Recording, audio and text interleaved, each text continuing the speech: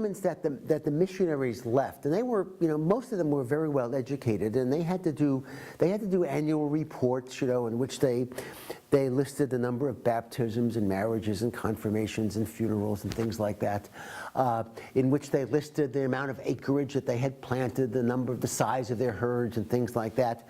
They also had to write letters, periodic letters to their superiors describing what was going on.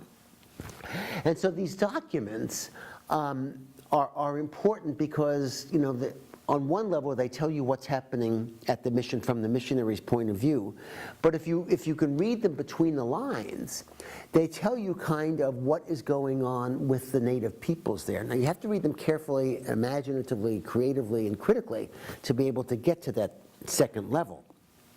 But those kinds of documents are really, really important because we don't have any, the Native Californians did not have a written language. Their tradition and culture was oral, like a lot of indigenous cultures around the world were.